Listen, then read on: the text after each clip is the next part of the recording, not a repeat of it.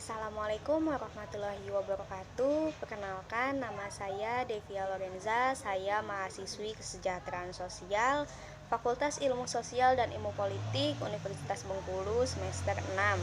Di sini saya akan menerangkan tentang evaluasi program sebagai teknik analisis pembangunan yang pernah dibahas dalam mata kuliah analisis kebijakan pembangunan oleh Bapak Aris Munandar. Definisi evaluasi yang pertama adalah kegiatan untuk membandingkan antara keadaan yang diinginkan dengan keadaan yang terlaksana. Definisi evaluasi juga bisa sebagai proses menentukan nilai suatu keadaan dari nilai seharusnya. Lalu di sini juga ada evaluasi program. Evaluasi program bisa didefinisikan sebagai suatu rangkaian kegiatan yang dilakukan dengan sengaja untuk melihat tingkat keberhasilan suatu program. Evaluasi program juga dapat didefinisikan sebagai kegiatan untuk melihat keadaan dari sebuah program berdasarkan ukuran yang dipersyaratkan secara terencana dan sistematis untuk mendapatkan masukan atau feedback. Birkenhoff pernah membahas bahwa yang pertama, proses menentukan sejauh mana tujuan sasaran program telah terrealisasi. Yang kedua adalah memberikan informasi untuk pengambilan keputusan. Yang ketiga adalah perbandingan kinerja dengan patokan-patokan tertentu untuk menentukan apakah terdapat kesenjangan.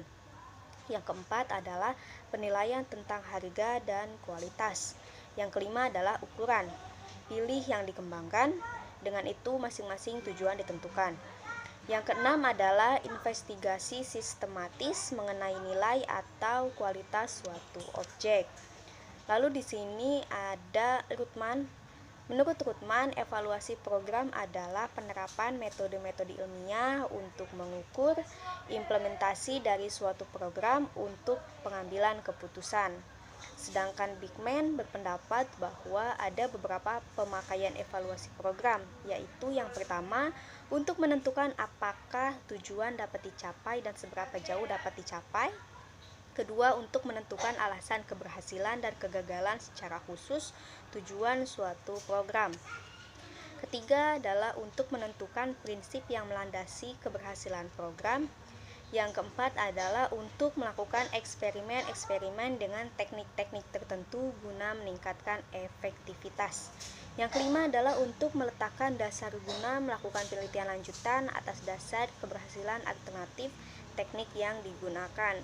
Yang keenam, untuk merumuskan kembali cara yang akan digunakan dalam pencapaian tujuan dan bahkan merumuskan kembali subtujuan sesuai dengan temuan penelitian.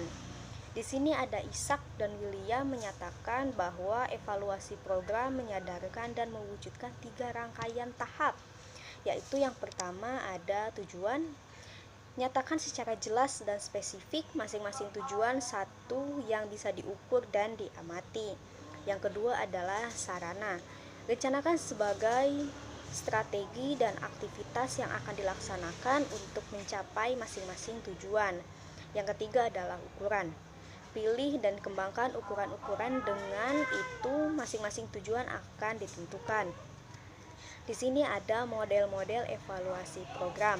Yang pertama adalah goal oriented evaluation.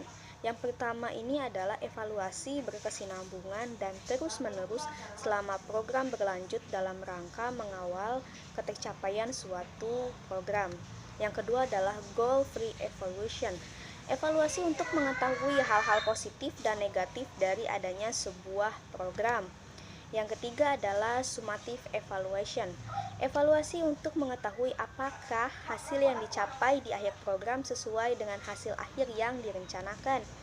Yang keempat adalah formative evaluation, yaitu evaluasi untuk mengetahui apakah pelaksanaan tahapan program sama dengan tahapan yang direncanakan. Yang kelima adalah continuance evaluation, yaitu evaluasi untuk dilakukan dengan membandingkan sebuah program dengan program lainnya yang serupa. Yang keenam adalah Alkin evaluation atau bisa disingkat dengan CSA-UCLA,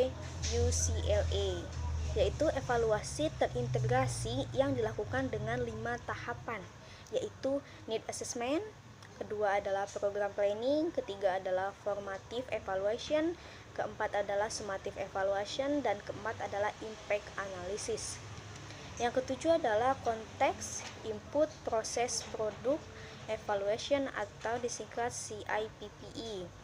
Evaluasi terintegrasi yang dilakukan dengan 4 tahapan, yaitu evaluasi kondisi awal, evaluasi program, dan evaluasi akhir. Yang kedelapan adalah discrepancy evaluation, yaitu evaluasi terhadap kesenjangan antara standar yang dipersyaratkan dalam pelaksanaan program dengan realita implementasi dari program tersebut. Itulah tadi evaluasi program sebagai teknik analisis pembangunan yang pernah dibahas oleh Bapak Aris Munandar dalam mata kuliah analisis kebijakan pembangunan yang sudah saya paparkan. Terima kasih atas perhatiannya. Mohon maaf atas kekurangannya. Wabillahi taufiq wal hidayah. Wassalamualaikum warahmatullahi wabarakatuh.